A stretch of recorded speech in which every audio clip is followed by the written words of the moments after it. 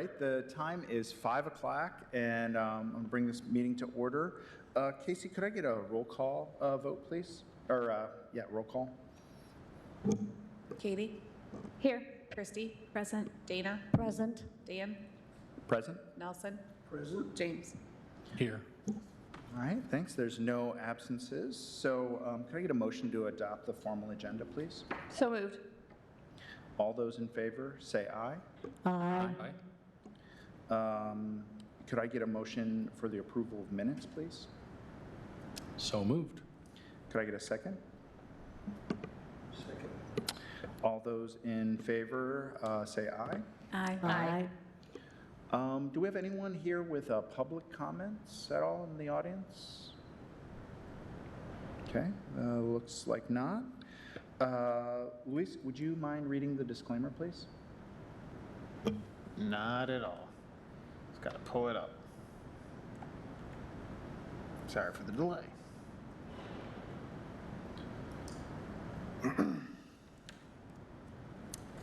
Disclaimer. Chapter 16, Section 22 of the City of Kalamazoo Code of Ordinance states historical preservation is a public purpose. To serve that purpose, the Historic District Commission is hereby charged with the following responsibilities. A, the Kalamazoo Historic District Commission is empowered to regulate work on the exterior of historic resources and non-historic resources in historic districts in the City of Kalamazoo and shall otherwise have all powers invested in Historic District Commissions pursuant to the Local Historic Districts Act, MCLA 399201, and 1970 PA 169 as amended in 1992. B, to regulate work on resources which, by city ordinance, are historic or non-historic resources located within local historic districts, including but not limited to the moving of any structure into or out of, or the building of any structure in an historic district. The following documents are available in the Community Planning and Economic Development Department located at 245 North Rose Street. These documents will help assist property owners in understanding the responsibilities of owning property in a local historic district. MCLA 399201, 1970 PA 169 is amended in 1992, which is the Michigan Local Historic Districts Act. Code of Ordinances of the City of Kalamazoo, Michigan, specifically Chapter 16, which deals with historic districts. The Secretary of the Interior Standards for Rehabilitation and Guidelines for Rehabilitating Historic Buildings, 1990. Standards and Guidelines for Kalamazoo Historic Districts and Maps of Kalamazoo Local Historic Districts. These documents and maps are also available on the City of Kalamazoo website at www.kalamazoocity.org/historic preservation. Thank you so much for that. Moving from there, we're going into the action items. It looks like the first one is the new commissioner application review. Yep, so we had two applications come in for new commissioners. I'm trying to buy myself a little bit of time here so I can try to pull up the old one, Dan, because you were asking questions about who is our most senior member, and I will get that figured out and I'll let you know. So we have two applications that we're going to be looking at today for folks. I've taken the time to interview them both ahead of time as well, just to talk about the ins and outs of the HDC. Elijah Ish and Mark Dunham. I should have reversed the order because Mark Dunham's is the first one that we're going to be reviewing. So I trust that you guys have all had the opportunity to review the applications for both applicants. Everyone nodded, so I hope that meant that you guys have. So we can welcome Mark up to the podium now, and you guys can ask any questions of him that you would like.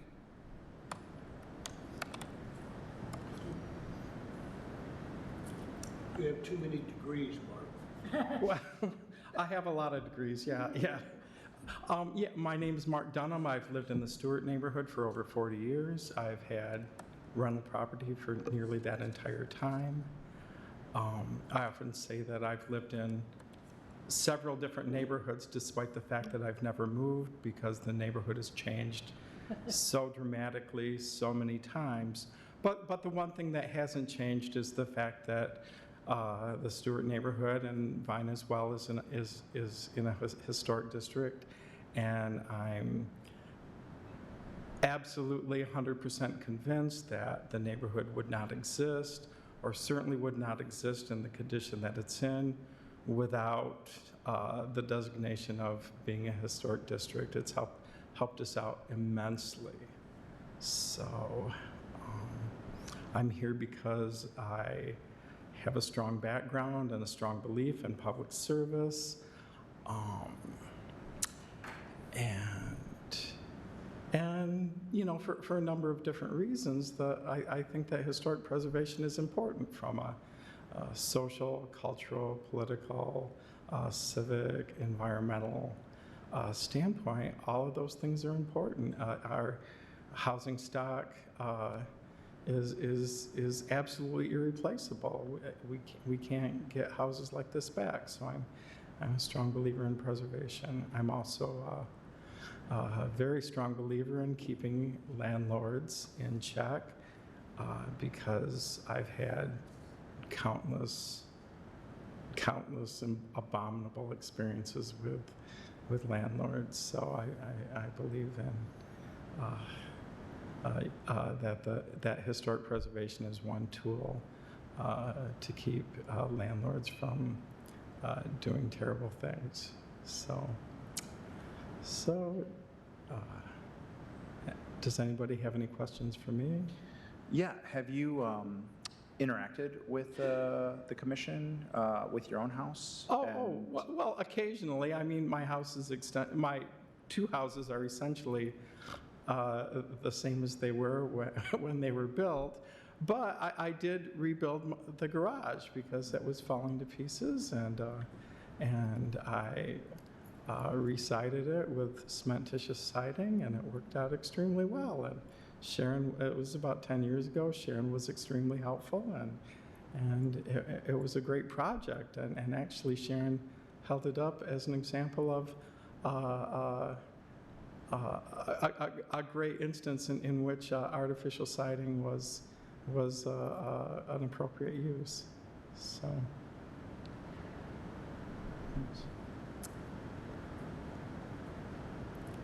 I just want book recommendations. Yeah, I'll leave you my. We can talk after. It's my favorite thing to do. So. I have a question. So, Mark, you have a long career as a librarian. What skills do you take from that you think would help you on this commission? The use of Sanborn maps. I've actually, there have been issues in the past where there have been, well, anyway, I did come before this commission and I said, well, this is what actually existed because this is what the Sanborn maps show. And I brought copies for everybody. And that worked out very well in my case because the landlord wanted to do something different. And he was, so history was on my side.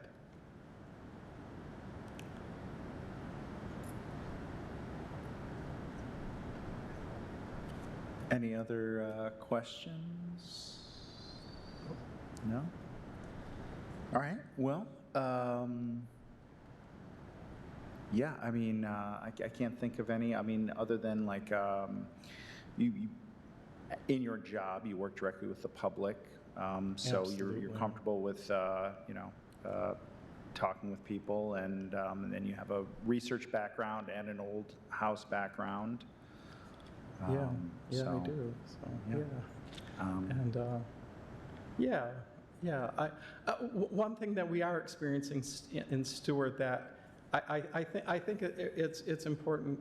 I know that Elijah's here, and I know that there's a connection there with the Stewart neighborhood. But I'd really like to see the Stewart neighborhood engaging in more education as far as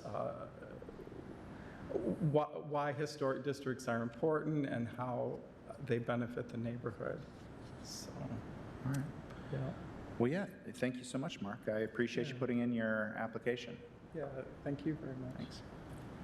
Thanks. Sweet, thank you. And the next one that we have is Elijah Ish. I think I'm pronouncing the last name right. Yep, you okay, got it. sweet. You just want to introduce yourself briefly as well, and then they can feel free to ask any questions of you as well.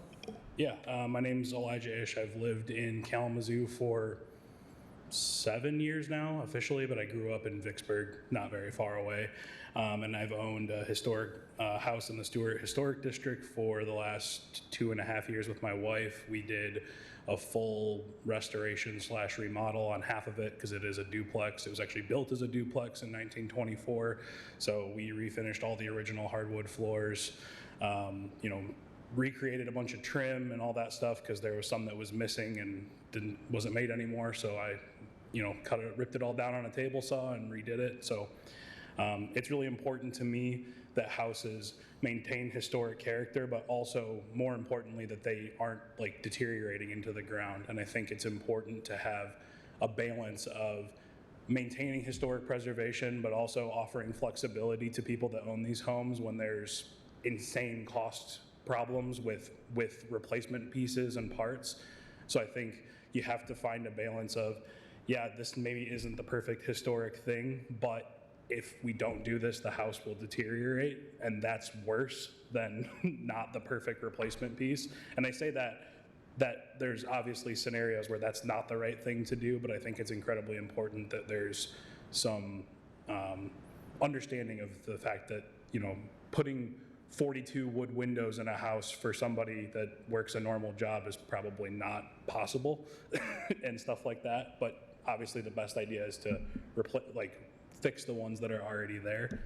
Beyond that, I love the Stewart neighborhood. I think there is a lot of opportunity to improve the neighborhood. And as Mark said, I think there's a lot of landlords in the neighborhood that don't treat their houses well, let them deteriorate, do things that are not in the historic character. So it's really important to me as a landlord to do the opposite of that. And I think it'd be awesome to be able to further that mission by joining the board. Thank you. Does anyone have any questions? I have a similar question and then I asked Mark. So you work as an executive search consultant? Yes. So I kind of... Would you like to know what that is? I would, A, like to have a little brief description of that. Yeah. And then B, what skills or experiences are you taking from that you think would help you in your position on the HDC? Yeah, I think, so to give you an idea of what I do, so I work for a company called Welsh & Associates here in Kalamazoo, and we help small to mid-sized companies fill degreed professional positions and high-level executive positions, especially in areas where it's a really, really niche role. So, my job is to go find people that fill these jobs. Part of that is I have a really strong background in research, and I can find lots of things because I literally just go online and find random people all day long. Like, that's my job. And I'm also incredibly comfortable talking to the public and people I haven't met because I call strangers every day. 365. That's my job. So I think those skills could be incredibly useful. But then beyond that, my quote unquote moonlight job as a landlord and owning a historic home, I think also adds to that because I do genuinely love historic houses and I love seeing them be maintained and restored. So I think that's kind of the skills I would bring. I guess one question or scenario I have for you is, so when we're, we have applicants come up with the projects they want to do, one criteria that we're really not allowed to take into consideration is cost. Yep, I understand that's in our mandate. So how would you, if you were in a situation where, the right repair or the right replacement is very expensive, how would you, situate that in your decision-making on judging, voting to approve something that doesn't meet the historic standards? Well, I talked with Elise a little bit about this when we met the first time. I think a lot of it, context matters a lot. So if it's a self-imposed problem and you're dealing with this because you made a decision that was dumb and now you have an expensive repair, that would be an automatic no for me. But if you're somebody where you're buying a house that has been neglected for 30 years and you're in a situation where you're trying to repair it and it's completely undoable, I think that I'd probably try to have some nuance there, and maybe I wouldn't say, hey, you can go put vinyl windows in that, obviously, but I'd say like, hey, let's look at some aluminum windows that have historic character, but are a lot more affordable, and try to bridge the gap of, hey, we want this house to be repaired, but also we understand that you can't spend $1 million on this house because that just doesn't make sense. Correct. Yeah. What springs to mind is, yeah, like how you're saying, like having an applicant who has removed a chimney without asking and then Yes. being forced to put it back, very expensive. Yeah, that's a very different situation because they did something on their own that could have been avoided. But if they are just genuinely trying to save this house, I think there's some flexibility that we as a board can have to try and help them save the house in a way that's actually somewhat cost effective. Okay, thank you. Any other? I do have one. So in your own words, what do you think is the value of preserving historic buildings? That's a good question. I think there's a lot of value in it. I think one huge thing is history is incredibly important, whether it's architecture or just history in general. I'm a really big believer that if we don't understand our history, we will repeat it. And I think having these homes and seeing how things were built and seeing the different architecture styles that came out of different periods in time and how the economy and the events in the world shaped the way people built their houses, it's a huge part of that learning. Like, I mean, if you go back and look at a house built in the 1920s like ours is, it's incredibly different than one built in 1880 that's a Victorian with all these incredibly lavish features. Like, our home still has a lot of character, but we don't have, mosaics in the hardwood floor and, mahogany and all this, because there wasn't money for that. And you see those things in the way the house was built. So I think that's incredibly important. But also, I mean, these old houses are art. I mean, they're not. When you look at a modern house that's just slapped up with vinyl siding and everything, no one's looking at that going, man, someone's going to look at this in 100 years and be like, hey, this is just amazing. Whereas these older houses, that was actually a thought. When they were building them, they were building something that they wanted to last well beyond them, and I think that's incredibly important to keep.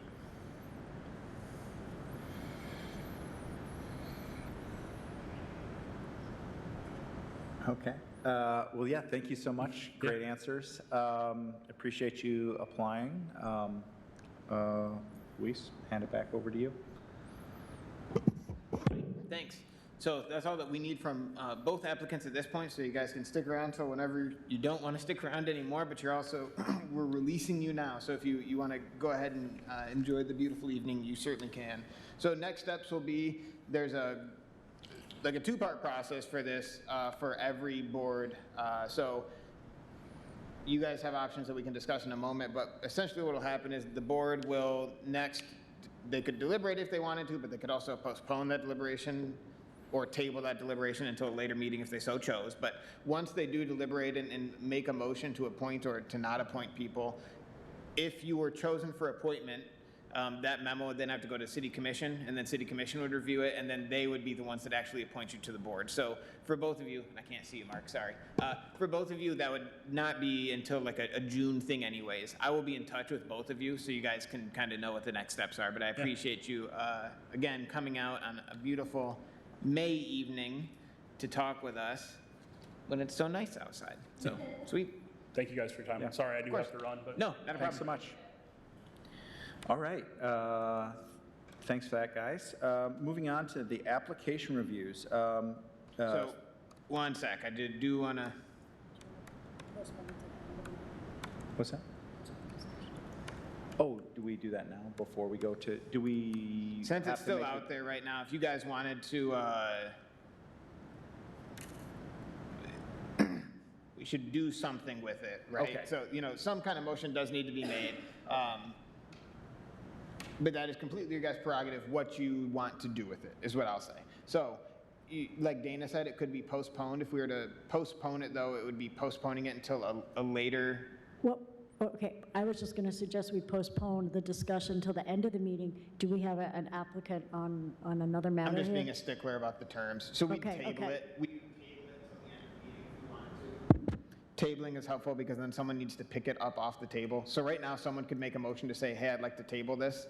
And then we could hear, if we do have an applicant, I'm not sure, an applicant for another one. So then we could hear the application. We do have a call-in that we need to take first, and then we'll do the other applicant. So we'll do them in the order that they're presented. So 703 first, then we'd do Vine. Then someone could pick it, bless you. Someone could pick it up off the table if they chose at the end of the meeting to continue to deliberate. So someone would just make a motion to say, hey, I'd like to So I move to table the review till I move to table the review. Seconded. All those in favor say aye. Aye. All opposed? All right, so that is tabled till the end of the meeting, and then now we are moving over to the application reviews. So I'm going to go do the first one on the... It- First one is a call-in. First one's a call-in, okay. This is the one that I fumbled last month.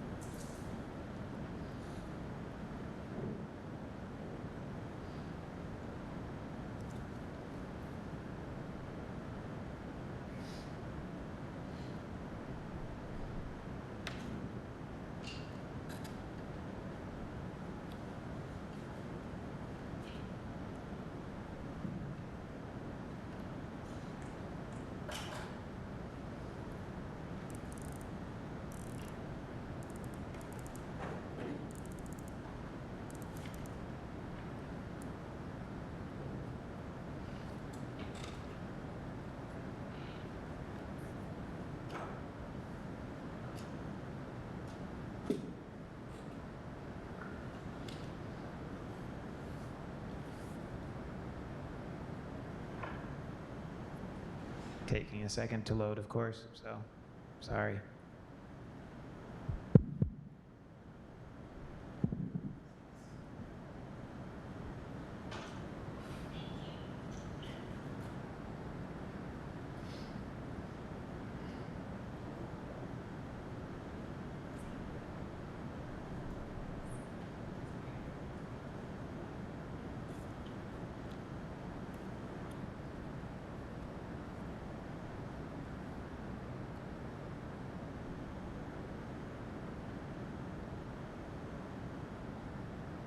Okay, so we have the first applicant, 703, there's a better way to hold this, 703 South Park Street. Last month, I kind of, the wrong date was given, and then I tried to correct it, and I still gave the wrong date for the meeting. The applicant, we discussed this last week, that they weren't probably going to be able to make it in person because of a work conflict, so we were going to take this one over the phone once this gets all set up. I believe the applicant is watching right now on YouTube, so once I sign in to Ring Central and we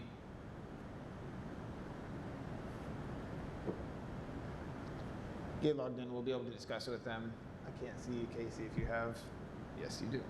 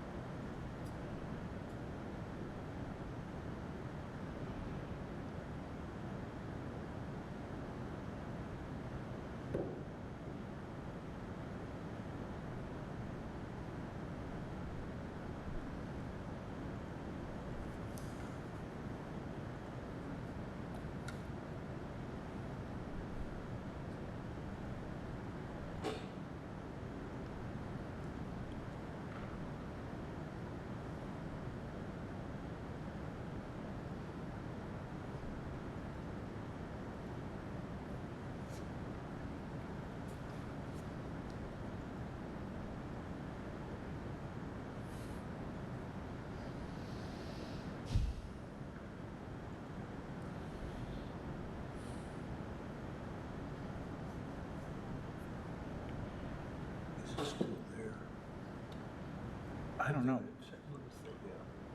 That's from, what year is that? Okay. It's from 2007, though.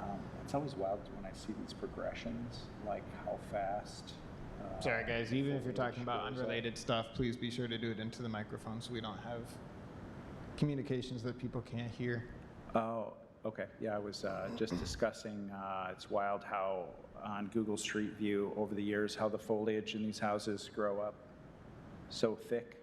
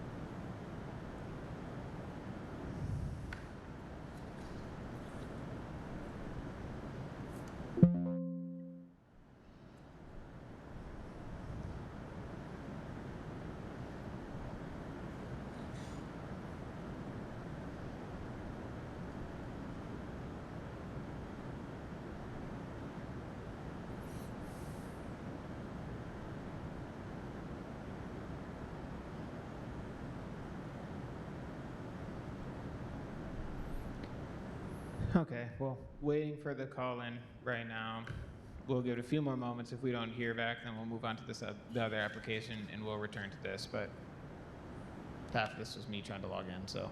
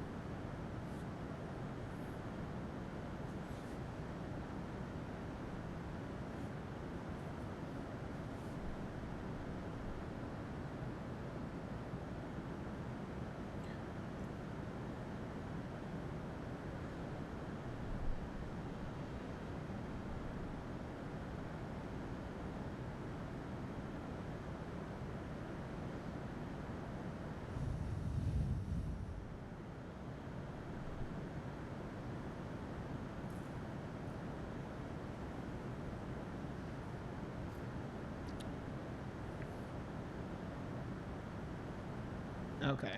Well, I'm comfortable. We can hop over to the other one first, and we'll come back to this one. So, Casey, if you'd move on to the other one. Do we need to table this one with a motion or anything, or? Wanted to make a motion to table I'll it until move the to other. table this application. Seconded. All those in favor say aye. Aye. All opposed? All right, moving on to a very patient 830 West Vine.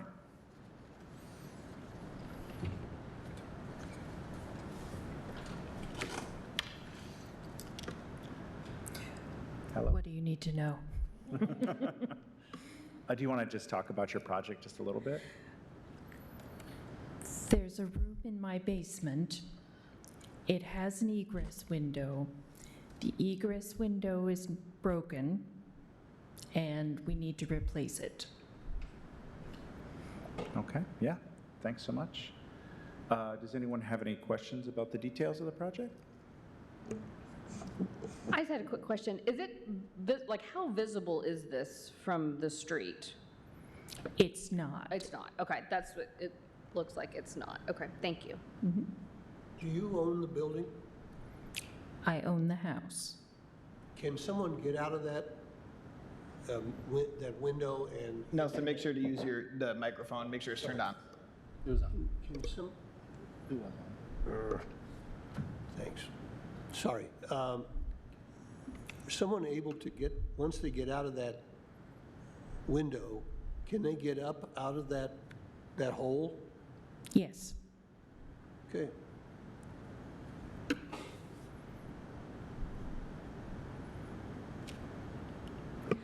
Will the replacement window be the same dimensions as your current existing window? As far as I know. Okay, thank you.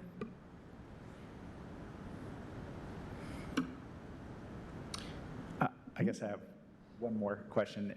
The window that's going in, is it a specific kind of egress window, like, or is there a specialized, I don't know, like, oh, there it is right there, yeah. Whatever Cameron said. Okay. Diversify. Yeah. They usually have some sort of handle instead of, Yeah. a normal window opener. Why do you want to go with vinyl? Why do I want to go with this one? This one is vinyl, you said. Why do you want to go with vinyl versus maybe wood on the inside, aluminum on the outside, or all aluminum? I'm trusting the recommendation of the guy who's doing the work. So if he needs to do something else, let him know.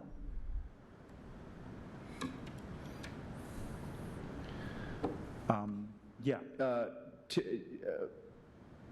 the project I fully support. I think that's a no-brainer, just replacing an old rotted window. But typically we ask for more appropriate materials. Is the window that's in that, and maybe you don't know this, but if the window in there is vinyl right now, then I would be fine with replacing it with vinyl. But if it is an original old wooden window, then we would probably ask for you to use, like an aluminum cladded wooden window or something like that, which you builder would just have to pick a different one out of the catalog. I don't think it's an original window, so.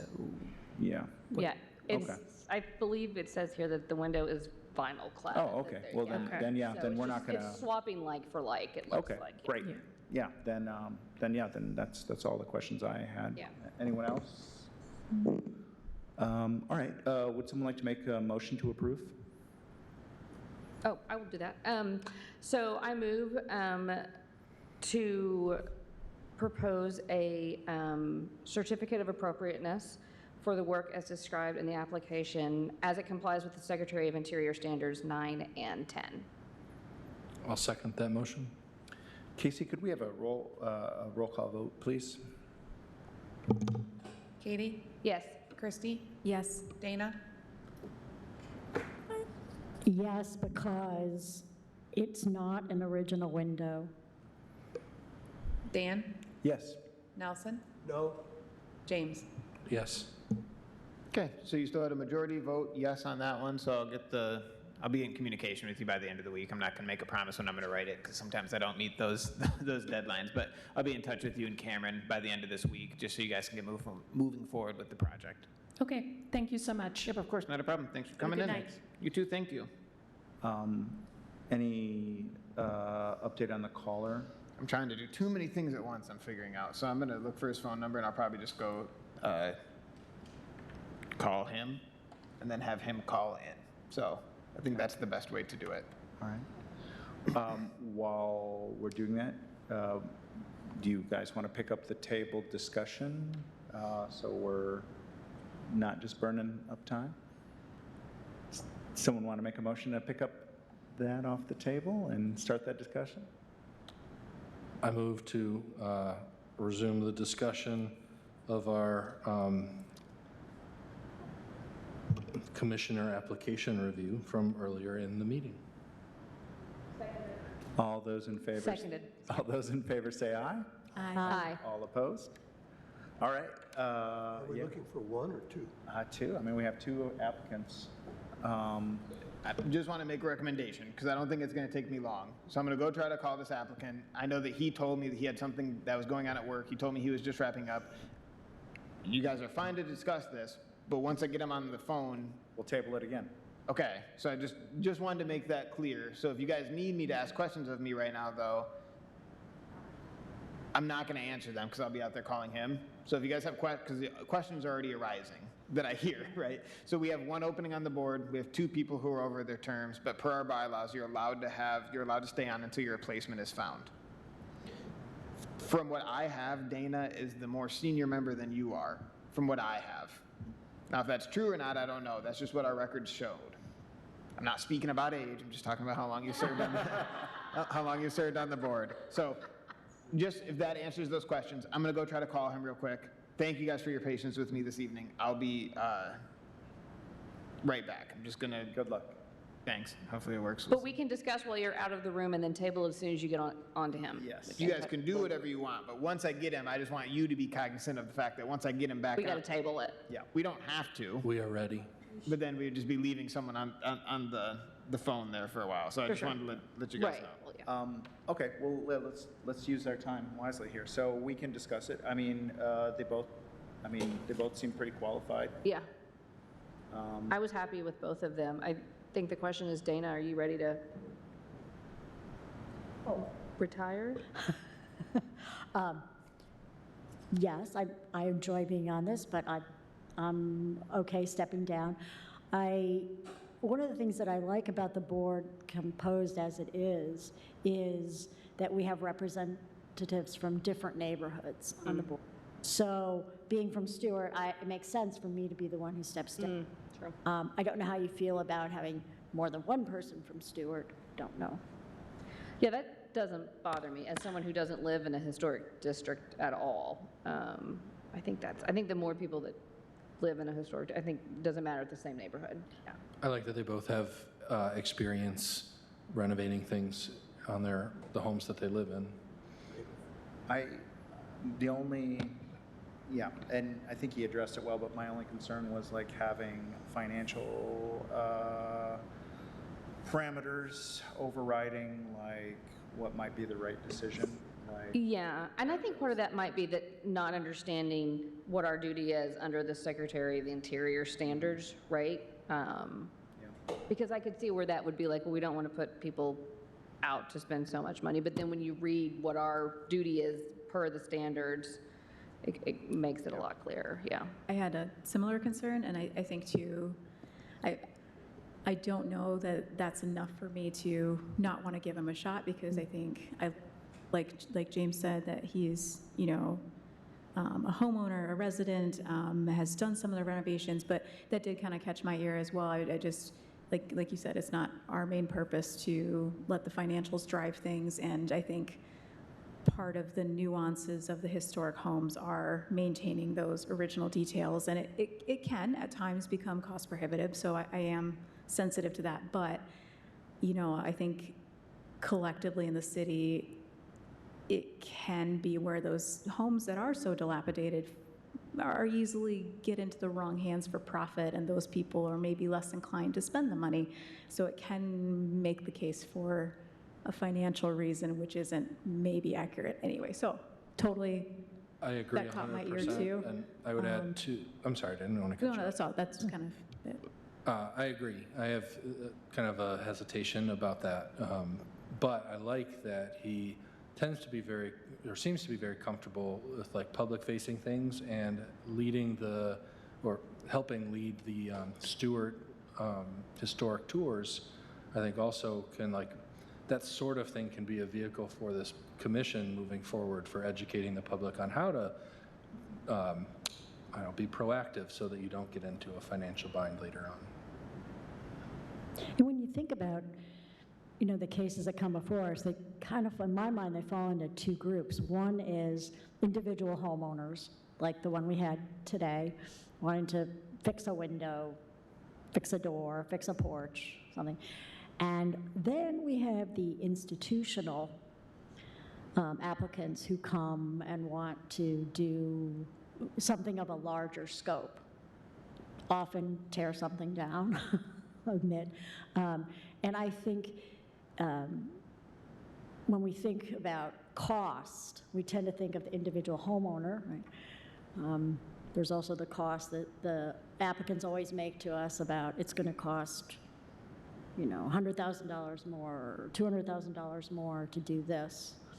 And so I liked that his response included, hey, if this is something that's due to something you did, yeah. which is, what do we have, what's it called? Demolition by Demolition by neglect, or, you haven't put any money into a roof for 40 years, so a roof is, that's a big expense, but that's part of what it means to own a home, so. Yeah, I thought that was a good point of view on that. I do think Elijah's job sounds like a researcher and an interviewer. I think certainly, I'm glad you asked him to explain that and what skills he might bring. I do think those are strengths, and I also think Mark has a lot of strengths also in that research aspect, history. He's lived in the historic district himself for 40 years, so I think there's a lot of value in that skill set and life experience as well. Also, I'd like to point out that, if we have the full board too, there's a lot more room for disagreement. Yeah, thank you. Right? Yeah, like We don't have to sometimes, be like when we unanimous have on things. quorum, like there's some weight on you, like, okay, it's all or nothing, every decision. And so like, yeah, if we have a full board and you don't agree with them, you have a little bit more liberty to, vote your heart, I guess. So yeah, so if we don't like their point of view, you can always vote against it, so. I also like the fact that they're both landlords. It brings a different perspective. And they both spoke about landlords too, and problem landlords, which we've run into from time to time. They're looking for the cheap option. All right, well,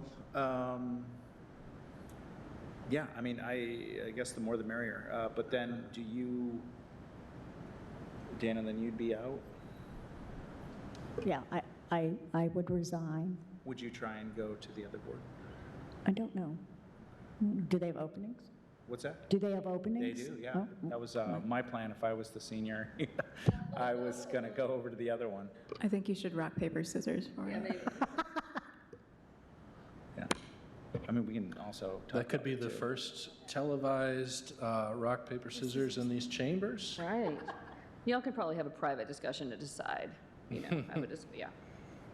I mean, I guess this is up for discussion too, but if I stepped out, then you could be the chair, and then you could have that until you got another one. I mean, because you've been on long enough, like you should, in any normal situation, you would have been the chair anyways. You get to use the gavel.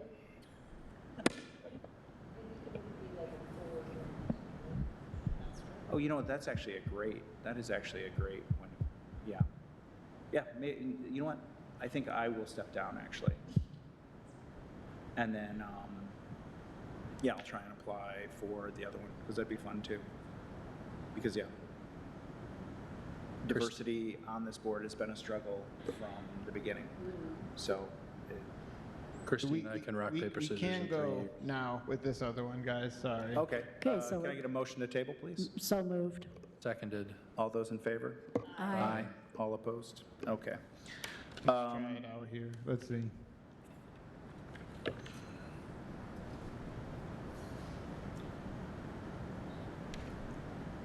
Oh, this is frustrating. Casey, I might need you to come over here and help me real quick, because I can't sign into something. Table. I know, but I might need you to. Sorry, Mike, if you're watching. I'm running into numerous struggles. Maybe we can just entertain our viewers with a rigorous round of rock, paper, scissors for fun. Yes, all four of them would love that. All four of the followers? Yeah, my family doesn't even watch. Yeah. They're like, nope. Occasionally I'll have friends watch just to harass me. So we're on Facebook, is that what it is? I think we're on YouTube right now. YouTube Live. Yep. Like All and right, subscribe. we have another hurdle to jump through. So I'm guessing that Mike has tried to call in, hung up, dialed back in. I don't hear that it's ringing right now. We're going to try to log out, log back in. Thank you, everyone, for your patience. One moment.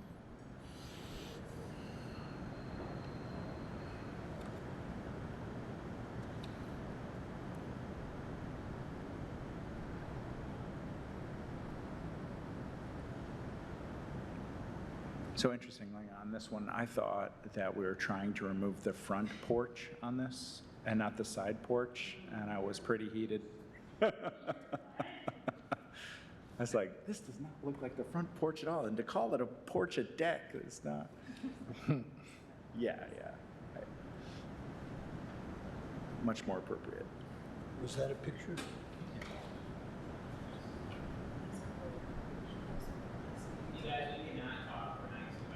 Strictly cannot talk if you're not using I'm sharing with Nelson. ex parte communication, and you just have to make sure that you're speaking into a microphone. I'm we're sharing just a looking street out. photo I took before the last meeting of the side porch, so we can see it better from the street view.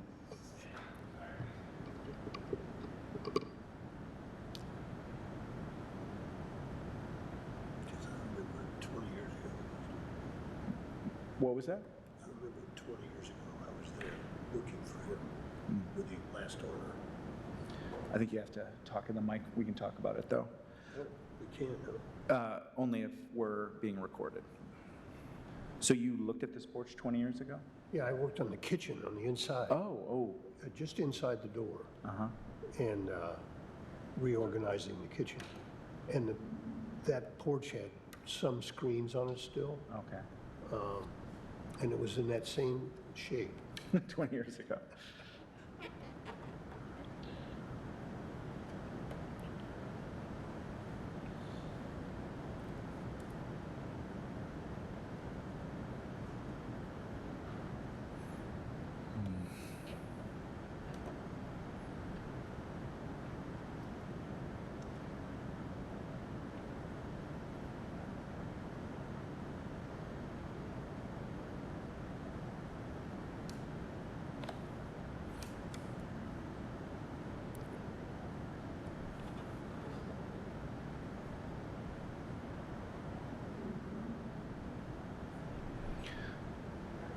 Okay, so this is not in discussing the applicant, so we don't have to untable it. Okay. But when we do untable it, should we just put it to a vote then? Annoying.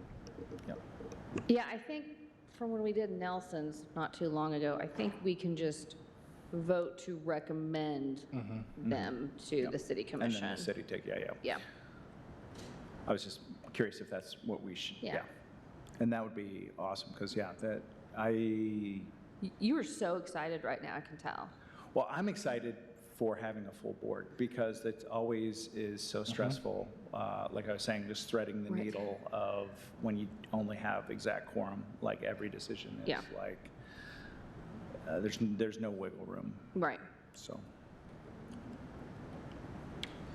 I have a quick question about this next applicant. Do we have property line drawings? Do we know how far out the property line goes from the house? There was one in the packet. Okay. It showed the property line and the port, the deck, the new deck. line. If your Oh. question is north to south, it looks like there's a detached garage quite a ways away from the house. So that's its property. Okay, that's on its, okay, I see it. Quite a bit of space there. Right, thank you. I couldn't tell if And that I was think another that house. that would be covered by the zoning board. That wouldn't be our purview. Someone else would catch that. I was looking at like a satellite view down on top of it, and I couldn't tell if that was like another house or like it was part of, yeah, that diagram is helpful. Yep, thank you. I'm thinking that the porch is original. The columns are original. The use is original. That it should go back. Now, if he was going to make it bigger and still look like that porch, I think that's an option. But to make it into a play deck with, to barbecue on, I'm against it.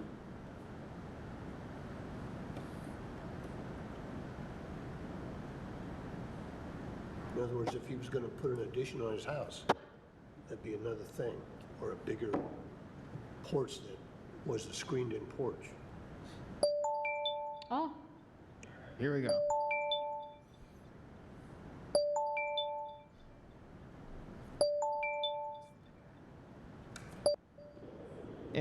Mike, can you hear us?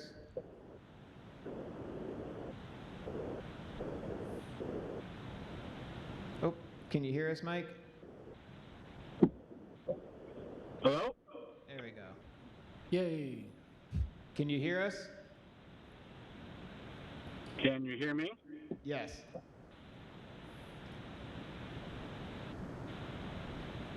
As long as you can hear us, we will proceed. Boy, I can't. It sounds like a Charlie Brown's teacher. On your phone, it sounds like a Charlie Brown teacher? Yes, okay, that I heard that though. Okay. Why don't you just go ahead and introduce yourself and then introduce the project for us? Sure, thank you. Mike Perwin, owner of the property at 703 South Park Street. I think as Nelson mentioned, I've owned the property for quite some time. And this is our second meeting about this porch. And I have since, I think part of the problem last time was the size of the deck that I wanted to replace the existing structure with. I have resized that to a much smaller footprint, and I'm negotiable to shrink that a little more. I still want it to be usable for the tenants. That's my primary goal here, is to make this a usable space. Right now it's kind of a redundant space. There is a covered porch on the front of the house, the west side of the house, and it would be nice if there were an area for the tenants to use an attached structure and be outside, ideally for grilling. I know grilling is frowned upon right now if you have a roof, and they don't really have a place to do that as the property exists today, as the structure exists today. Other thoughts would be to remove it altogether. I read the notes that the structure is not, necessarily architecturally equivalent to, the home itself, and is of a different design. I would entertain just removing the porch altogether, and putting a stoop down to the floor level, to the ground level, would be an option. But the structure as it exists functionally is just not usable, and there's no interest in using it by the tenants. And I don't, I happen to agree with them. I think that space could be, put to better use.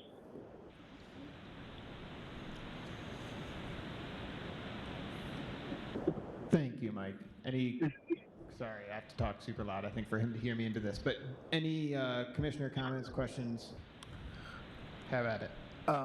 Is your opinion, Luis, that it is original to the house? I'm going to hop back over there to talk. So sorry.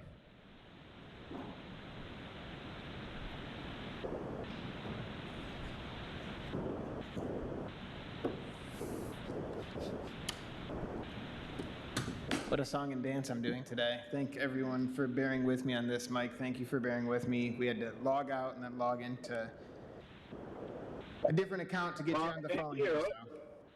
No, that's fine. Thank you. And I apologize for missing the last meeting. No, that was my fault.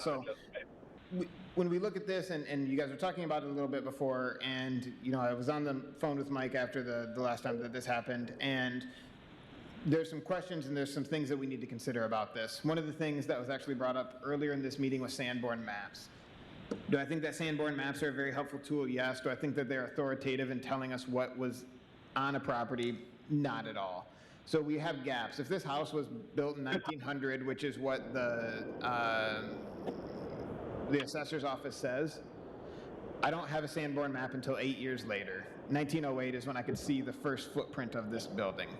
Is there a rear projection on the southeast corner of the property? Yes. Is it a single-story projection on the southeast corner of the property? 100%. And that's all that I know. So 8 years post the construction of the building. I did not include Secretary of the Interior Standard 4 here because we're not talking about something, in my opinion, that had gained significance in its own right. When I was looking at this initially, the first time through, I thought that the significance that we were looking at, well, the first time that we reviewed this, you'll perhaps recall that my report looked at the projection. So when defining character, the feds have put out a bulletin. I think some of the extra noise is from Mike. Sorry, Mike. One of the things that is character defining when we're looking at character is projections on a building. So this would be things like a porch or things like a chimney coming off of a building, right? Those can imbue character to a property. They can give the property character. That came into my decision a lot the first time around when we were looking at it. We also knew then that so the first time that this was brought to us, the application was looking to put on a new porch that was going to be 10 by 10, which was about half the width of the existing house, right? So that was very large. So looking at the character of that as well, I did not think that it was appropriate. Mike took that to heart. He did some new drawings. He came back to us, and there is a new porch that he proposed. Regardless of that, when I looked at this again and I looked at the columns and I heard you guys just talking about this, this is a textbook colonial revival house in my opinion, right? You could say Dutch colonial if you wanted. It has a gambrel roof on it, whatever you want to say. The groupings of columns on the front of the property are also textbook into groups of threes, and they're staved, I think. They're rounded columns that are grouped together. I then found it very odd when looking at the secondary porch that not only were the columns turned, right, they looked nothing like the front ones. Stylistically, they aligned more closely with a Queen Anne house than they did with the Colonial Revival house. After that, too, you have this vertical siding that's underneath the space where there obviously used to be screens or windows that does not necessarily align with the rest of the property, which does not mean that it's original or not original. It means that I don't know and I can't definitively say. I don't think that those align stylistically. When I'm looking at a porch on a Colonial Revival house, I would not say one of the character-defining features of a Colonial Revival house is a side porch with these turned posts. To me, that did not enter into it, I suppose. One of the big things that we are challenged with when we look at this property is that it's on a corner lot. So it's extremely visible, right? This is in the side yard, and if it was on the rear yard, you'd still be able to see it. There's nowhere to truly hide with this property, right? Which has its pros and cons. But I think that the elevated visibility of this lends additional challenges. I spoke with Mike on the phone, and he was like, hey man, so we can either look at this one or we can look at the removal, and I will let Mike say if this is something that he's still looking to pursue. We've had people present multiple options to us in the past, right? We are not here to be necessarily designers, but I'm sure that we have acted in the past as a sounding board, and we're here to be collaborative. I think we're not here to work counter to other people. He can say which one he wants to pursue. I'll pass it back over to the commission too. If they have questions, I'm more than happy to answer questions for folks as well. Hopefully that answered your question, Dan. Yeah, no, long-winded way. That's great, and that's pretty good insight that they might be very old columns, but they don't seem to match the front columns, which, you know, if you were building a house, you'd probably, originally you would, those would match. Yeah, and it is in terrible shape. Nelson had mentioned being on the property 20 years ago, and it was in a similar terrible shape when he was there. And so, like, that for me rules out a little bit of demolition by neglect. You know, like if it's just been in the same situation, you know, probably maybe slightly worse, but not visibly worse. You know, it'd be just different than that. That solves it for me on that. And then the deck, I feel, yeah, the scale seems a lot more appropriate now than the first one. Yeah, until you had pointed out that the columns were different, I was really leaning hard towards just restoring what it is there. And those columns look a lot like the ones I had in my house on Rose Street. So, yeah, that's I guess, my take.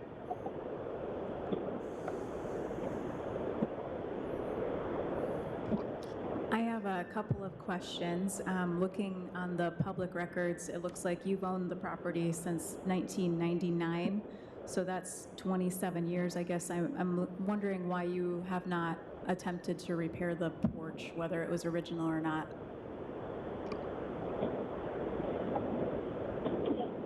Well, the 20 years ago, I don't recall the porch being in similar shape. It probably needed a paint job. I have had the south side of the home painted numerous times in the 27 years I've owned it. And I believe that porch was painted. New stairs were put on the porch at one point. You know, the stairs on that porch are stairs I put up. So it wasn't as though the porch was 100% neglected. But yes, I will concede over the past several years, yes, the porch has been neglected. It had become a catch-all for renters. A renter did have a bicycle locked out there, kept a bike out there that was stolen and just ripped from the porch structure, and that greatly added to the dilapidation of the structure. At that point, I was looking to just outright replace it, and it was meeting with Kevin and talking with Kevin Staten. He said, "All right, it's time to do something here. Let's get this process started."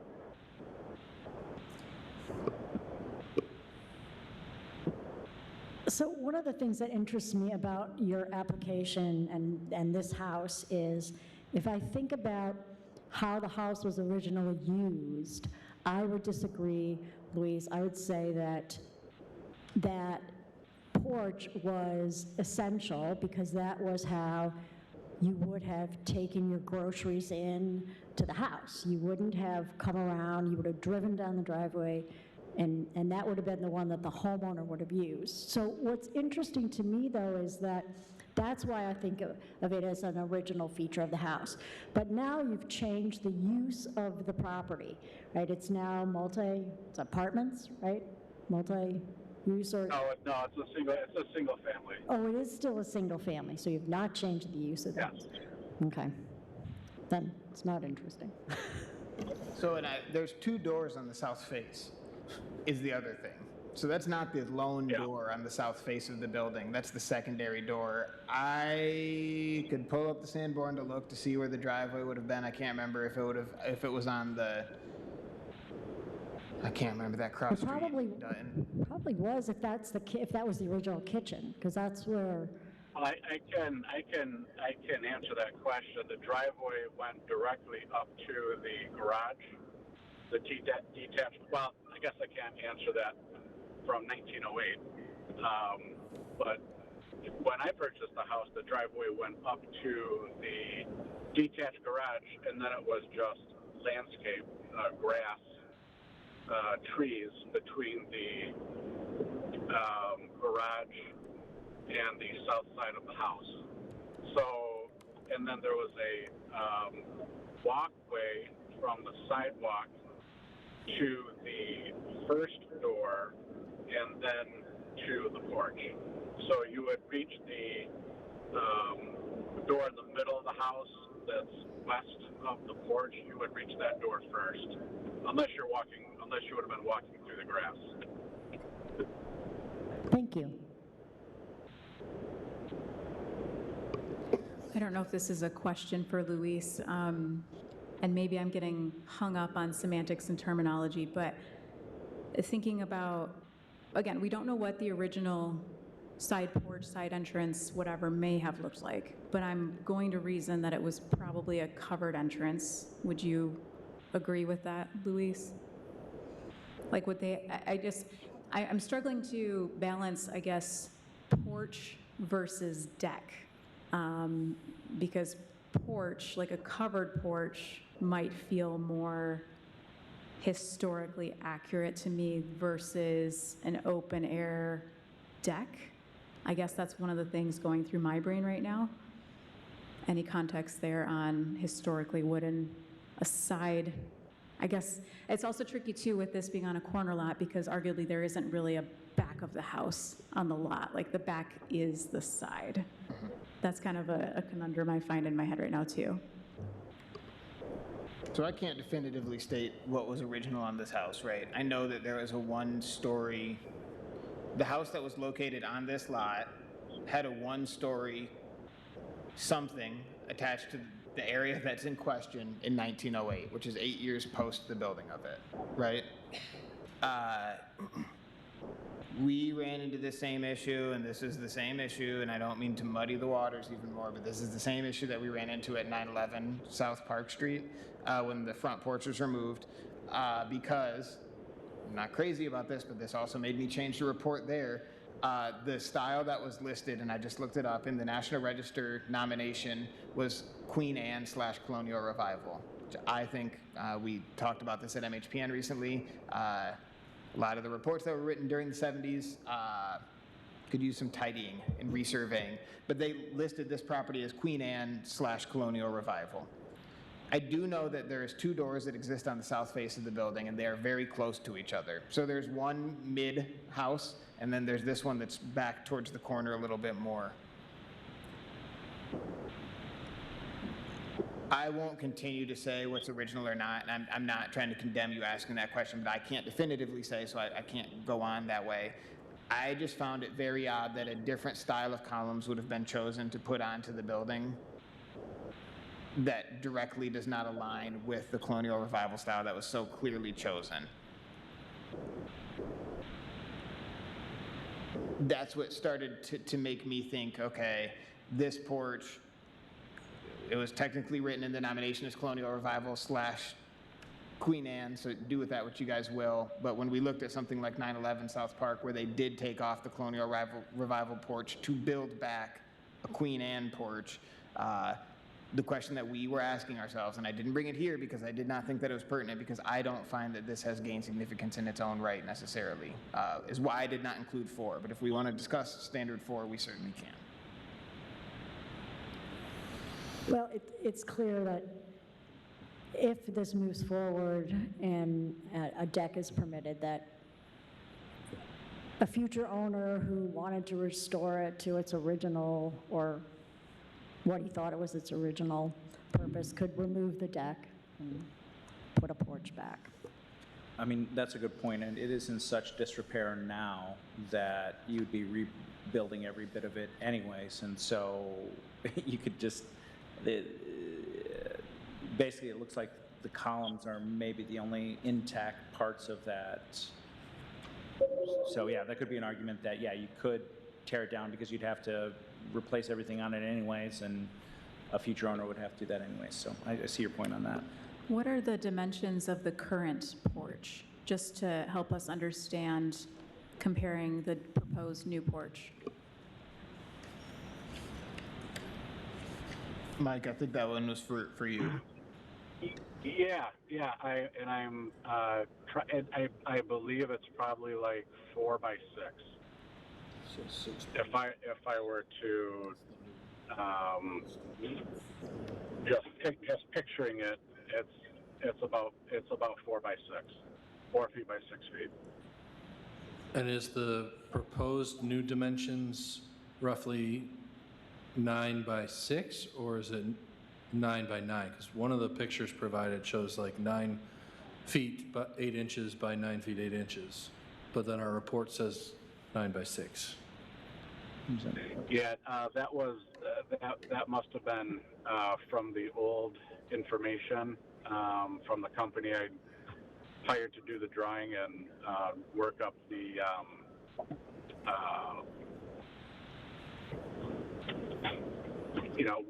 work up the work order, I guess. The new request, the revised request, is 9 by 6. Thank you.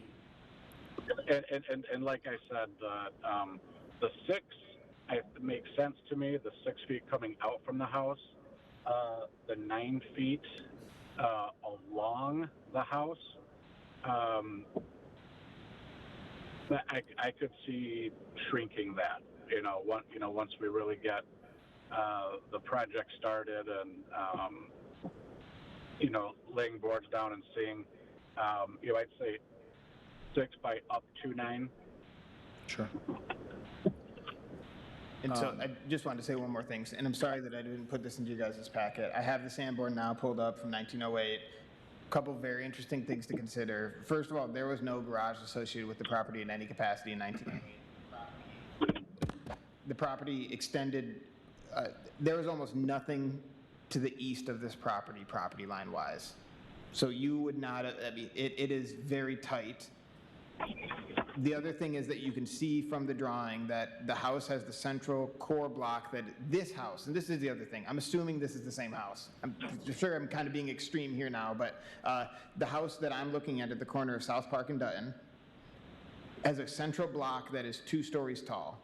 There's a front porch that is 1 story tall and a rear porch that is 1 story tall that are the same exact width as that core block. And then off of the southeast corner, you can see that there was a 1-story something built on that throws off the perfect symmetry of the building as well.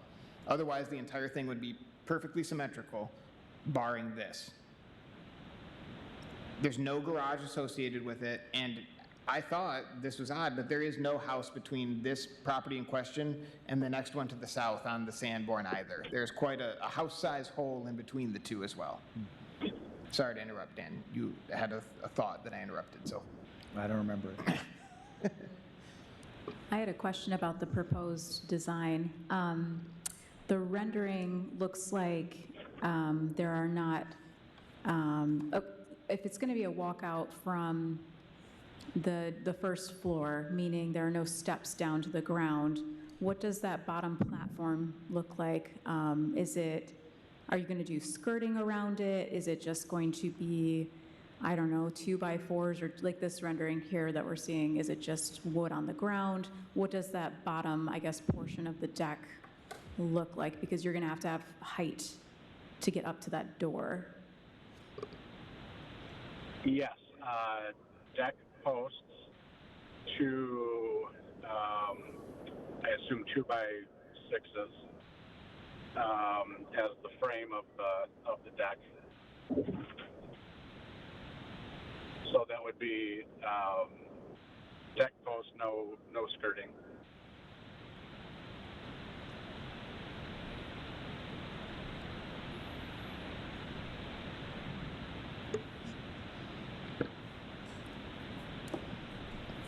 I'm sure it's in the application, but can you clarify what material the deck would be made of?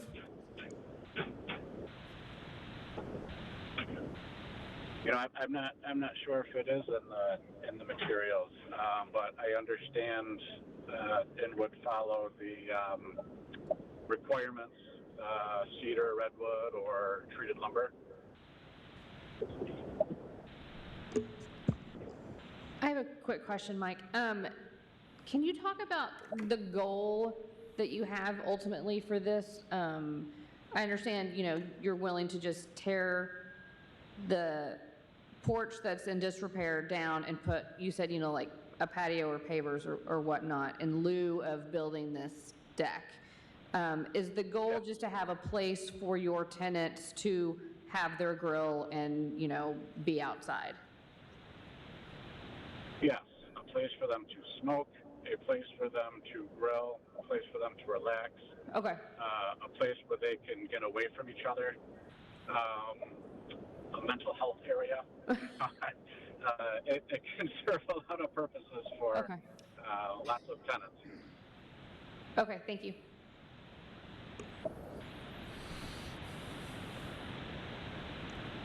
It's funny, this is a thornier decision than it first seems for some reason. But if no one has any more comments or questions, do you want to do a motion? Or if you have questions? The only other comment that I'll add is it's just so funny. The 1902 Sanborn map literally stops on the north side of Dutton, so it doesn't include this block. Wow. Again, I'm very hesitant when people put ultimate trust into the Sanborns, and that was something they really shared with us at school too, is you need to be very careful because was there something there? Yes. I cannot guarantee that it is what we are seeing today. You can use other clues to kind of triangulate some of these things in a little bit more, and if we have pictures that are contemporaneous, right, we could use them. And look, someone could look in Kalamazoo, picturesque Kalamazoo, to see these things as well. But looking, Virginia McAllister's book, Field Guide to American Houses, right? That's where I looked at the column designs. Not been doing the, this is my 4th year, and there are people, Nelson, you've been an architect for longer than that, but when I see those kind of columns too, I notice that oftentimes you can buy turned columns like that, big box as well. People oftentimes do try to mix them in. We had another property on Willard a couple years ago that was put in, and they mixed in those columns that were bought at a big box store to fit in with the other Queen Anne columns, if you recall. Those things were all spinning through my head, I suppose, as I was writing up my report the second time and evaluating it again. So those will be my final comments that I can leave you guys with.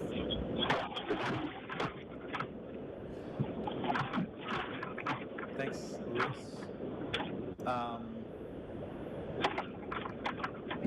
I'll make a motion, we have to make it in the affirmative, right? I move that we approve a certificate of appropriateness as the proposed work complies with Secretary of Interior Standards 2, 6, and 9. Any discussion?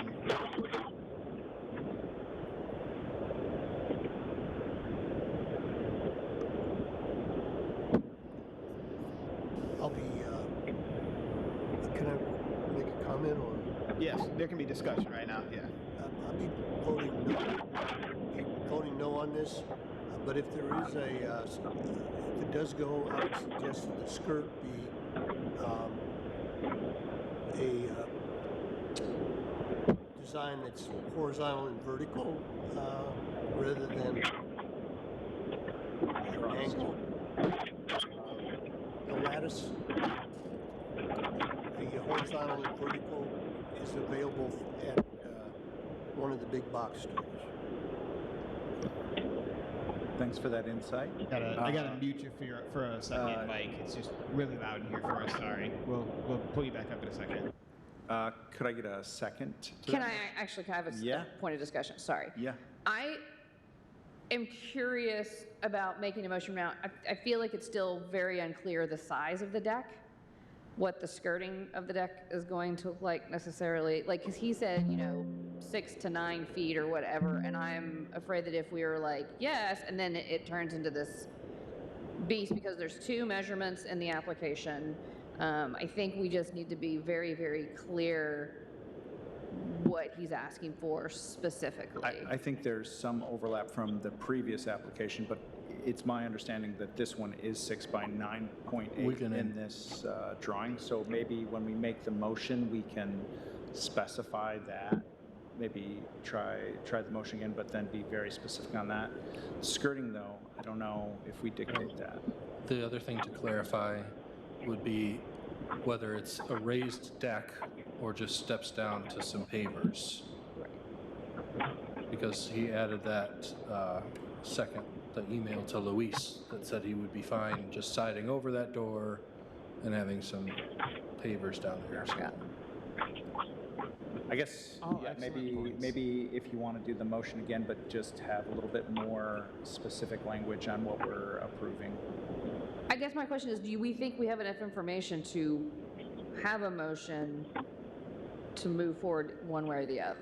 It feels like he's pretty flexible on it, so we can almost, in the motion, dictate what we want it to be like, right? So, like, it sounds like he just wants a solution to his wrecked porch and doesn't really care, maybe.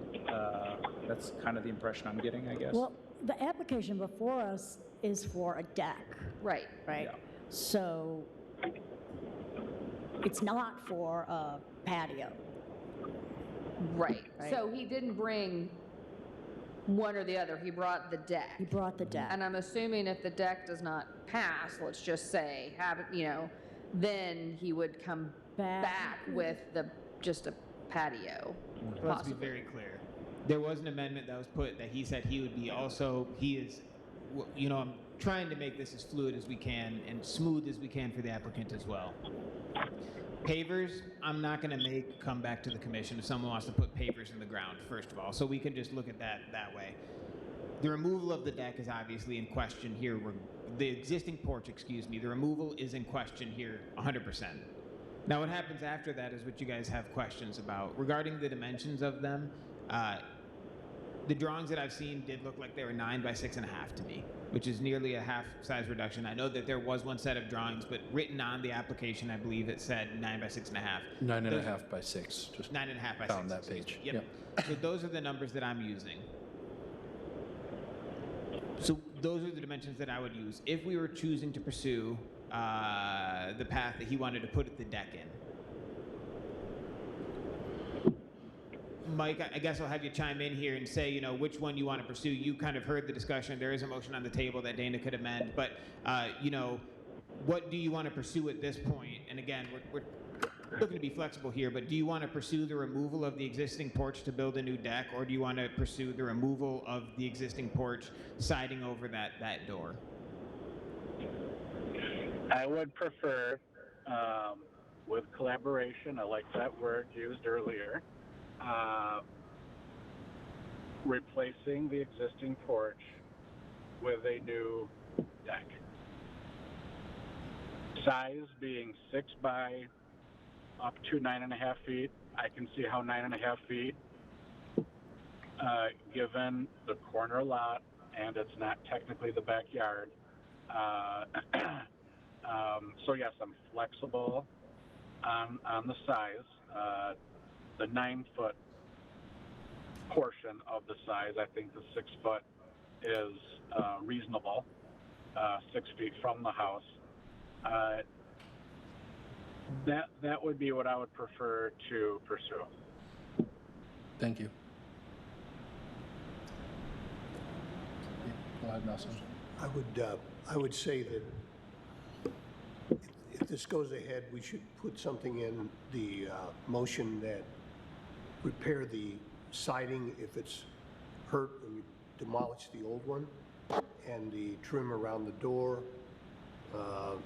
Then there's a question if the door is replaced or not. There's a lot of questions there. So it should match the original, in other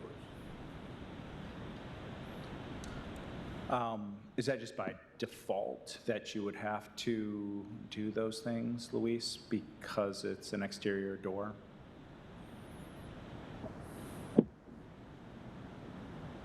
All good considerations, right? You're going to need to look at some of this siding, like the roof. If this got approved and you were to take off that existing porch that's on the property, you would need to fix some of the siding. If you wanted to keep it in a fast-moving pace for the project, you wanted to keep it administrative, right, and you wanted to keep it moving, you would repair it with to match the existing siding, and you would just make the repairs to match. Nelson, to your point, if things change, like if he wanted to put in a new, and I'm not saying this, Mike, but if there were new changes that were not compliant with the historic district standards, then I would bring it back here. There's shades of gray there, obviously, depending on what was being proposed, but yes. Dana, if you wanted to alter your motion now that we have the information and stipulate that, the things need to be repaired to match. Again, I don't mean to make this like ultra Loctite. I agree with the sentiment that Nelson is making, though, that we need those things should also be considered for the reason that we don't want vinyl siding to go into those spaces, right? I think that those are probably the considerations that Nelson was looking to cover in the motion. Dana can either amend the motion if she wishes, or someone else can amend the motion for Dana if they so choose as well. Getting into a lot of Robert's rules this evening. Okay, I'd like to amend my motion.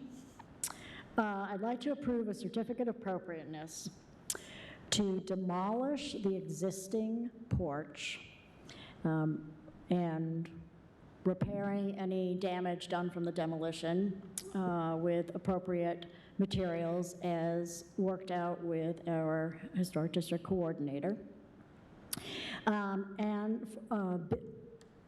Replacing or building a deck that is no greater than 6 by 9 feet, as otherwise proposed in the application, as this work would comply with Secretary of Interior Standards 2, 6, and 9. I'll second that impressive motion. All right. Casey, could we have a roll call vote on that, please? Katie? Yes. Christy? No. Dana? Yes. Dan? Yes. Nelson? No. James? Yes. Math. How many yeses did we get there? 1, 2, 4. Okay, so that does pass then, because that was the majority of them. So we have some variety. So Mike, I'll be in touch with you about the next steps, hopefully by the end of the week, so we can talk further about this, okay? Okay, thank you, everyone. Yep, thank you for being flexible with us and allowing me to Absolutely. log out and log back Absolutely. in. So thank you. Could I get someone to make a motion to untable the discussion? So moved? Can I do that, or do I have to make an actual? Untable the discussion. Retable, pick up off the table the I discussion. second the motion. All those in favor say aye. Aye. All opposed? All right, back to discussing the new applicants. Should we put it up to a vote? I move that we recommend that both applicants, Mark Dunham and Elijah Ish, be recommended to the City Commission to be new commissioners on the Historic District Commission. Seconded. Seconded. Okay, Casey, could we have a roll call vote on that, I have a please? question. Oh. Do we need to fold in there that one of you two is resigning? Does that need to be part of our motion or no? I think that's No? just procedural Implied? after. Okay, yeah. thank you. Katie? Yes. Christy? Yes. Dana? Yes. Dan? Yes. Nelson? Yes. James? Yes. All right, gentlemen, if you're both watching at home, if I heard that right, you guys are both recommending their appointment to the city commission. So we will get the memo.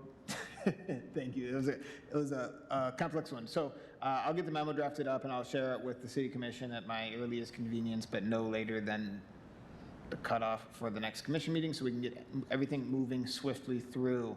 I'm sure Dana and Dan, I will be in touch with both of you then. I don't want to be surprised by the next moves that you guys have, and I was kind of preoccupied with the other stuff, so if we can just talk to understand what's going to be happening with that, we can do that offline. We don't necessarily have to do it. Well, I was just going to say, in lieu of keeping the board diverse, I'm going to step out, and then I would recommend Dana be voted as chair. I mean, you guys can vote on that, but Yeah, you'll be off the board. Man. yeah, I won't have a say in it. All right, well, sweet. all right. That sounds good to me, so thank you. I'll cover all my other stuff in my report, but I will get that shared with the city commission. Moving on to the coordinator's report. Yes. We can do my report and then we can do coordinator's comments if you want, Nelson, so you can, if you have stuff to say. Well, I was going to bring up just a point about this lady that we saw earlier. Don't you think that the Historic District Commission has the responsibility of suggesting strongly that this lady restore her house that's falling apart? I don't know if we can assume her house is falling apart from one picture of a small area. I always feel, Good point. I always feel if someone has a house and someone else has already messed it up for them, we can suggest or, say it'd be a great idea, but if someone else did the damage and they weren't punished, I can't, in this situation, because there's a vinyl window there, I don't feel super comfortable being a stickler and saying, well, you got to replace it with something better. It looks like a rat trap. But anyway, I saw a picture earlier that you had of the whole house, and this stairway was on the back, the rest of the house looked okay. Stairway looks like heck. Right next to this house is an orange house going west, and the stairway is falling apart, I noticed tonight. It's just an example that things are falling apart in the neighborhoods. I mean, I don't know, I don't believe it is our duty to police how people take care of their homes. If they come to us and they want to make changes, that's where we step in, correct, Luis?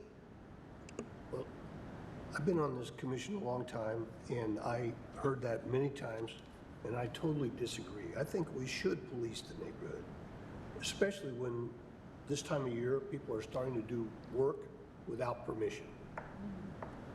So I think those are two different things. If we see someone doing work without permission, I think that is an actionable thing from our board. But if we're just driving around, like we were actually on the way here grabbing coffee, the Austin Sill House, which is across the street here, is in rough shape. And we just don't really have, I don't think we have the teeth to do anything about it. But if they came to us and were like, hey, we just want to rip off the overhang, then we could step in and say, actually, no. I hear Nelson's concern. Is there another body in the city, like dangerous buildings or code enforcement? I mean, for stairs that are falling apart, I would assume that's code enforcement, or for a building that's falling down or is open to critters and trespassers, I would assume that would be dangerous buildings. Am I wrong in that? You guys are full of good questions this evening, man. So we'll start with the easiest ones. We're not going to say anything about the Austin Sill House because it's not in the local historic district. Surprisingly enough, right? So we won't say anything there, so we don't have the teeth for that one. That's the easy answer, right? I think we need to be very careful when we pose ourselves dialectically or rhetorically in a position to say, hey, we are very sympathetic for people who have purchased a house that's in rough shape. But then on the other side, we are obviously, the burden of financial hardship is incumbent on the applicant. It is a self-imposed hardship to buy a house that needs a lot of work and then come to us and say, I need to fix this up, and someone else did it. You bought the house that was in rough shape. So this does become a very tricky road to walk down of saying, which one do we want to choose? Is there room for absolutes in historic preservation? I do not think so, right? So we do need to operate within the shades, and we need to understand that this is dealing with people, and this is dealing, first and foremost, dealing with people. That's my second easy point that I'll get to. Third, policing is probably a strong word, right? We have a police department, so I will just keep us away from the word policing that was brought up, but I think that we can look at other things, right? So, Katie, you are right. When we're looking at these structures, I don't get to step in, and I guess you could say that I could. If I thought that it was a demolition by neglect case, I could step in and say, hey, we think that you have neglected this property to the point where demolition is a feasible alternative. Now I'm gonna go through all these steps, and maybe you can get a court order, say you need to fix it up, but that's a very heavy-handed option, right? That's like a far swing to one side. Are there other boards then that are bodies in the city that take care of these things? And there absolutely are other things. You guys are pointing out and highlighting something that admittedly, I think about rather often, because this is the part that, when I got the gig, Sharon didn't tell me about this stuff. These are the things that you don't think about. We are getting into the time when people are going to be wanting to do work, and they're going to do it without getting permission sometimes, right? Now, I'm only one person, and there's 2,400 properties that I have to oversee, so I am going to tell everyone right now, I can't catch them all, right? I'm not saying that to shirk my responsibilities. I'm just saying that there's no way that I can. So now let's look at the other bodies that we know we can catch with, that we know that we can look at and try to use as a net, if you will. And I'm not trying to catch people for doing something wrong, but let's look at it and try to flip the narrative and say, what happens if you don't get it? Something like stairs, even if you don't get a building permit, and then we come out and notice you did the work without a building permit, that opens, in my opinion, the homeowner up to unwanted liability that they should not have opened themselves up to, because now, if it's obvious that the stairs have been done and there's not a building permit pulled, what's going to happen now? We don't know who's responsible for the stairs. We don't know if you got a licensed contractor to do them. Really, at the end of the day, it behooves the person, in my opinion, I guess, to have someone that's licensed to do the work just from a financial standpoint at the end of the day. Usually then, or actually for every exterior alteration that's made on these properties, I'm a reviewer on building permits. So when the building permit gets submitted, then I would need to do the review, right? So that's one way of looking at these things, and we hope that those things work in our favor. We also have rental inspections that happen on all these properties in neighborhoods like Vine, well, every property that's a rental in the city.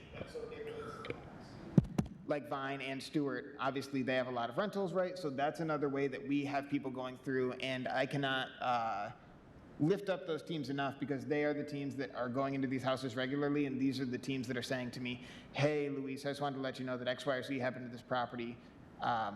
They do a wonderful job, and I communicate very, very closely with them. Now, when it gets to the question of, so now you're going to say, hey, Luis, we're looking at a property that's not a rental, and they don't need a building permit to do this work, and stuff is just falling apart, right? I cannot necessarily, in my official capacity, step in and say, hey, you need to fix it. But I do think, what happens when we don't? They're going to be before this board, and I often say to folks, I don't tell you when to fix it, but when I do tell you how to fix it, you might not like the price tag that's associated with it if you've let it get this far. The other thing that we've talked multiple times about this evening, and it's come up multiple times, is that now someone is left holding the bag with this deferred maintenance, and what happens at the end of the day then, right? I can't speak to that, and I don't necessarily have a mechanism to look at it. So that's why I think it's so important. First of all, the things that you guys have brought up this evening. This has been one of the most rewarding discussions that we've had since I've been here in this role. But that's why I think Sharon worked so hard, and I hope to be able to continue carrying this tradition on, is that we are looking to be collaborative with folks, and we are looking to at least make it so we're not the scary board that people can't talk to, and we can open up the dialogue with them and say, come talk to me. I don't bite, so if you have concerns about your window in the basement, come talk to me. Let's look at it. That window in the basement specifically, I looked back through the files and I could see very clearly that Sharon administratively approved in 2007 the installation of a wood window. 19 years ago, the installation of a wood window was approved. That was not done, right? A vinyl window got put in that has failed now in the 19 years. So, I mean, some of those things speak for themselves. I didn't necessarily think, Nelson, I think, asked about it, and I told Nelson about it in email. So, these things come up, and it didn't get followed in the first place. Sharon might have done it administratively. I felt that the request to put in a vinyl one needed to come to you guys, so it came to you guys, right?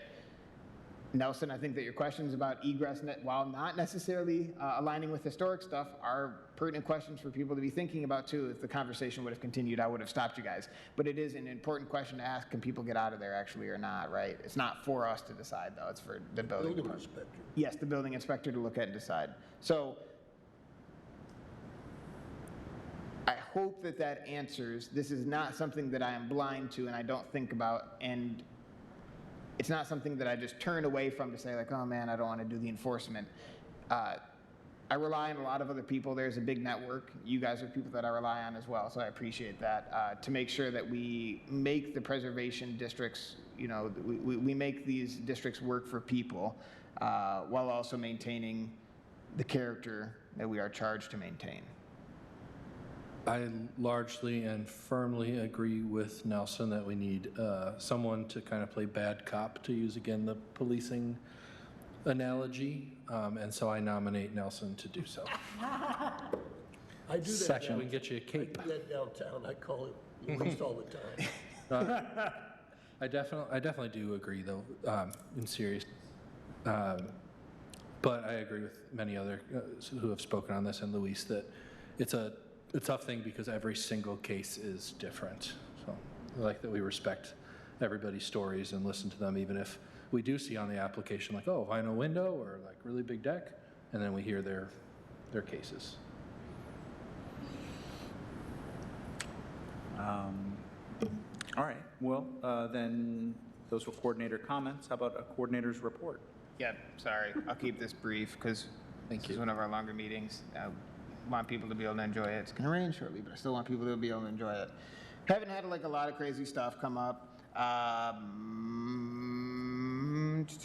lot of re-roofs, the installation of some rear rails going on, some storm windows that got installed. I will say, just preemptively, next month, when we look at the reviews, there's gonna be one for a chimney that's gonna be getting removed. This chimney is on Level Street. It was a chimney that was brick that came up to about a foot or 2 feet over the roof line and then got covered in cement. And then even narrower from that, they built another brick chimney that came up from it, and that all got covered in cement. It was failing, and I did not feel that anymore. It was character defining when I looked at it. The brick was not coming through anymore, and a rear chimney had already been approved for removal by Sharon in the past. So I said, go for it. It is not in good shape anymore. So I just wanted to preemptively let you guys know that this was not a fancy chimney that we were looking at by any means. Very hard to see from the street. I don't know the exact address of it, but it is on Level. The other thing that is not on here, just good news, and if people have out their calendars and stuff, please write them down. So next Wednesday, the 27th of May, the Historic Preservation Awards of Merit will be happening. 6 p.m. If I'm wrong, someone will let me know. At KNAC, so at 315 West Michigan. Those are hosted by the Historic Preservation Commission. Annual way for us to kind of lift up and recognize. We were just talking about the enforcement that we do here and the administrative arm that we serve for the preservation. I encourage you all to interact with your, and insert familial connection word here, sister, cousin, branch of the preservation in the city of Kalamazoo. It's really important for you guys to be able to go and see what they're doing as well, and I think going to these awards would be a great way for you to see, wow, this is positive and happy, and they are lifting people up, and that's really important, I think. So please do come out and join us. Would you mind emailing us? I can email it. That'd be great. And it's on some social something somewhere that the commissioners on the HPC have done a great job this year of taking this, making it their own, and really trying to change it from what it has been in the past, which was not bad, but they're trying to take agency and make it their own. MHPN was wonderful, I think. Next year it is in Lansing. I don't have the dates, but it's in Lansing. They didn't say East Lansing, so I assume it's just a normal Lansing. So we're getting closer and closer each year, right? So I hope that folks can come up. Again, you go to the sessions and that's great, but just being able to meet folks is wonderful. The other thing that I'm charging the HPC with, and I'll also charge you guys with, it'd be great if when the call for abstracts comes out, if people want to do an abstract from the boards, I think it would be wonderful for my commissioners to have a session and at least submit for a session next year at MHPN. I can't make you guys do it. Everyone's looking outside. Can you explain what that means? So you could do a session at MHPN. So, the conference is made up of multiple sessions where people present. And I would love to have my commissioners present and do a session. So I can't tell you what that would be. I can't tell you that you have to do it either, but it'd be wonderful. If you guys want to talk to me about that, the call for abstracts comes out maybe in like October. So just like the quick blurb about what you want to submit to them. We can work on it together if you'd like. I don't have to be involved at all if you would not like as well. But it's a great way, first of all, to get a reduction in the fees to go to the conference. I think you get like that day that you speak free, which is wonderful. But also, I think it would set us apart from some other commissions, right? It would show that you guys are doing this work, but also going out there to speak about your experiences maybe. So I'd really, if you guys want to talk with me, if you guys want to talk with HPC members and try to collaborate in some way, let me know. More than happy to discuss it with you. Could you just give like an example of like some that you've seen in the past? Like, it's just super broad, like how to deal with the public, how to I don't think I've ever windows. seen another commission come up and do a session. Okay. So you guys would be the first one that I've seen, but I'm relatively new to this as well, right? But so there was one there's a whole track that was like an entire afternoon about tax credits this year. There was a session that I did about the O'Connor Fund and funding preservation through unorthodox means. There was a session on Saturday that was like hands-on masonry that people talked about. There was a session that one of my colleagues did about alley housing in Detroit and how that's largely gone now and it doesn't exist anymore. These are myriad and diverse topics, right? I don't think there's any bad answers. If you gave me something and I thought it was truly a terrible idea, I would steer you away from submitting it. But I think that Tax credits, for example. tax credits, I mean, there are so many, well, hey, people got really into the weeds with those, and they had Plant Moran come in, and it was very intense, that those sessions were for the tax credits. And they were for big syndications and for the big boys, as I usually say, of selling the.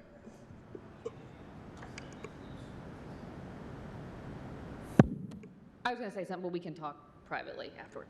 Okay, yeah. Yeah, for instance, I'm on the board at KNAC, and we're trying to get national tax credits for that job, or that project. Mm-hmm. It's part of our district. Yep, It's a separate district. it is, yes. Anything else from folks? All right.